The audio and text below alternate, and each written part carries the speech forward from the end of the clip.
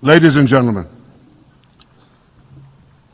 last year, I stood at this podium and I showed this map. This map. It shows the curse of Iran's terror axis. This axis threatened the peace of the entire world. It threatened the stability of our region and the very existence of my country, Israel. Iran was rapidly developing a massive nuclear weapons program and a massive ballistic missile program. These were meant not only to destroy Israel, they were meant also to threaten the United States and blackmail nations everywhere. From Gaza, Yahya Sinwar dispatched waves of Hamas terrorists. They stormed into Israel on October 7th and committed acts of unspeakable savagery. From Lebanon, Hassan Nasrallah had launched thousands of missiles and rockets at our cities, terrorizing our citizens. In Syria, the murderous dictator Assad hosted Iran's forces, tightening a noose of death around our throats. In Yemen, the Houthis launched ballistic missiles at Israel while choking global trade at the mouth of the Red Sea. So what's happened over the past year? We've hammered the Houthis, including yesterday. We crushed the bulk of Hamas's terror machine.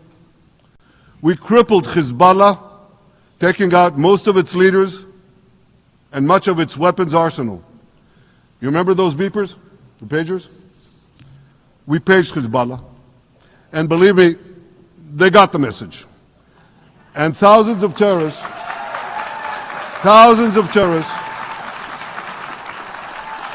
dropped to the ground. We destroyed Assad's armaments in Syria. We deterred Iran's Shiite militias in Iraq. And most importantly, and above anything else that I could say to you or that we did in this past year, in this past decade, we devastated Iran's atomic weapons and ballistic missiles programs.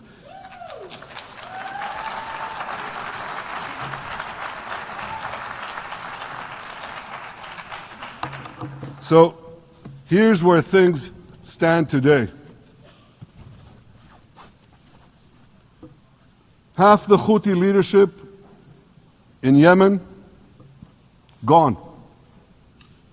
Yahya Sinwar in Gaza, gone.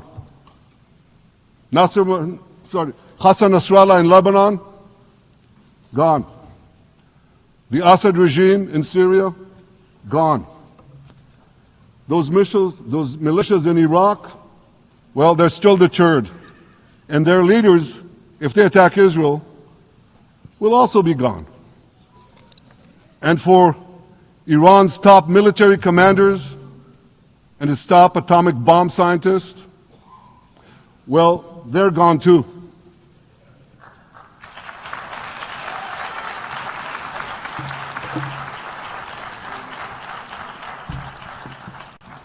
Israel's 12-day war with Iran, which I renamed Operation Rising Lion, that's from the Bible.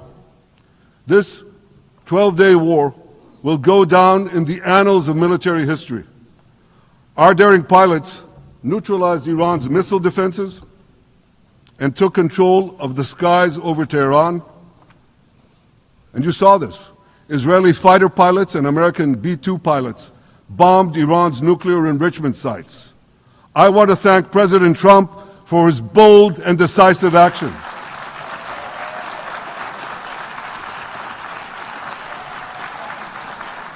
President Trump and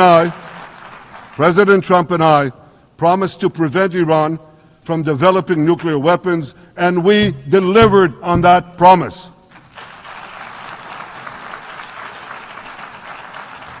We removed an existential threat to Israel, and a mortal threat to the civilized world. We lifted a dark cloud that could have claimed millions and millions of lives. But, ladies and gentlemen, we must remain vigilant. We must remain absolutely clear-minded and vigilant.